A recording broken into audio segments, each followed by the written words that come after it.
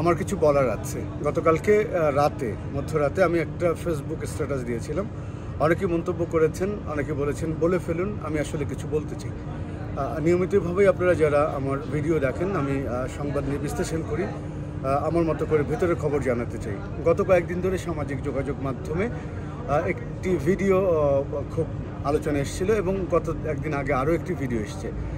সেটা হচ্ছে স্বরাষ্ট্র উপদেষ্টার একটি কথাকে কেন্দ্র করে আমরা দেখেছি রমজানের মধ্যে রাজধানীর একটি পার্কে এই স্বরাষ্ট্র উপদেষ্টার সিগারেট বা স্মোকিং নিয়ে কথা বলার পরিপ্রেক্ষিতে একদল বিপদগামী বলবো, আমরা বিপথগামী বলতে চাই তাদেরকে, তারা রমজানের মধ্যে সিগারেট খেয়েছেন প্রকাশ্যে এবং স্বরাষ্ট্র উপদেষ্টার পদত্যাগ চেয়েছেন।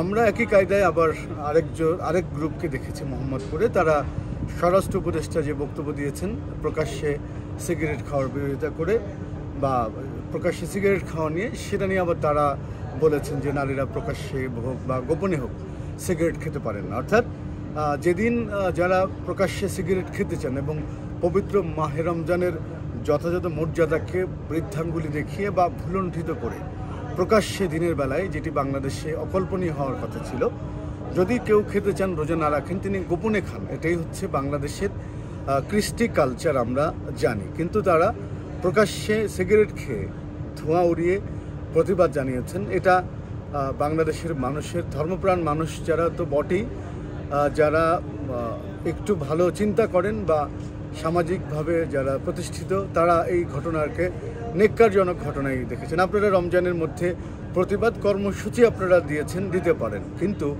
রমজানের মধ্যে প্রকাশ্যে সিগারেট খেয়ে আপনারা যে প্রতিবাদটুকু করেছেন, অ্যাকচুয়ালি কি আপনারা স্বরাষ্ট্র উপদেষ্টার বক্তব্যের প্রতিবাদ করেছেন, না মহান স্রষ্টা রমজান মাসে ওজোর ব্যতীত রোজা ভাঙার বিষয়ে যে নিষেধাজ্ঞা দিয়েছেন তার সঙ্গে আপনারা চ্যালেঞ্জ সরে দিয়েছেন? আমার তো মনে হয় যে আপনারা যে ধৃষ্টতা দেখিয়েছেন সেটি কোনোভাবেই যুক্তিসঙ্গত ছিল না, কোনোভাবেই স্বরাষ্ট্র উপদেষ্টার বক্তব্যের প্রতিবাদ ছিল না। তার প্রতিবাদের নামান্তর করে স্রষ্টার সঙ্গে আপনারা চ্যালেঞ্জ ছুড়ে দিয়েছেন রমজান মাসে প্রকাশ্যে সিগারেট খেয়ে প্রতিবাদ করে, এবং আপনারা স্বরাষ্ট্র উপদেষ্টার পদত্যাগ চেয়েছেন।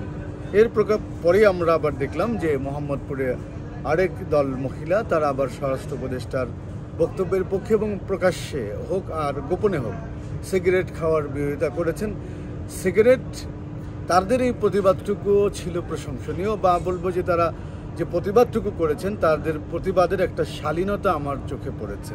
তারা প্রতিবাদ করেছেন যে প্রকাশ্যে যারা স্মোকিংয়ের পক্ষে ছিলেন তাদের বক্তব্যের, তাদের কর্মকাণ্ডের সমালোচনা করেছেন এবং তারা বলেছেন একটি নারীর পক্ষে বা একদল নারীর পক্ষে এটি কখনোই শোভনীয় হতে পারে না। আইন কানুন সব কিছু আছে, তারপরে সামাজিকতা বাংলাদেশে একটি বিষয় আছে যেটি আমরা পরিপালন করে থাকি, মেনে থাকি।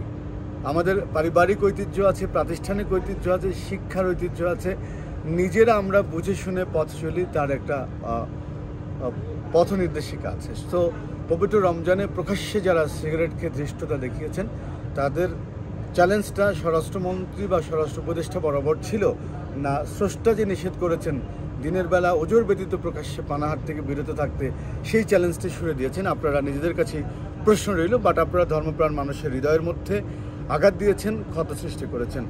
আর স্বরাষ্ট্র উপদেষ্টার বক্তব্যের পক্ষে এবং যারা প্রকাশ্যে সিগারেট খেয়েছেন তাদের বিরুদ্ধে যেসব নারীরা মোহাম্মদপুরে নেমেছিলেন, আমার মনে হয় যে বাংলাদেশের আপামর নারীদের ভাষা এবং কথা নিয়ে তারা নেমেছেন।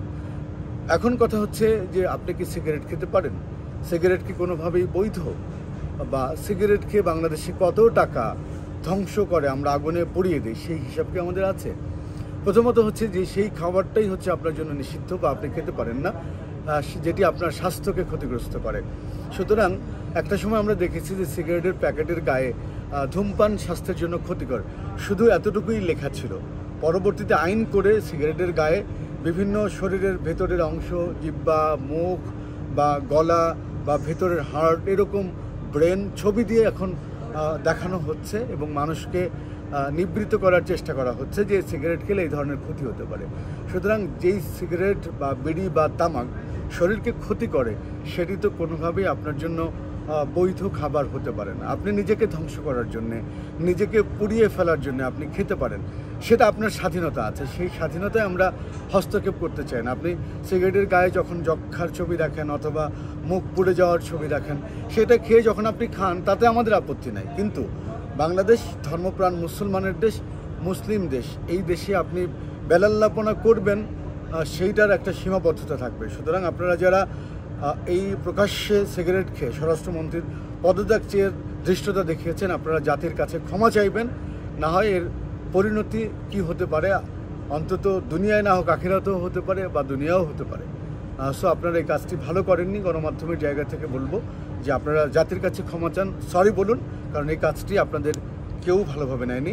সবশেষ, ধূমপান স্বাস্থ্যের জন্য ক্ষতিকর, আমরা এটি মেনে চলব। সবাইকে অসংখ্য ধন্যবাদ।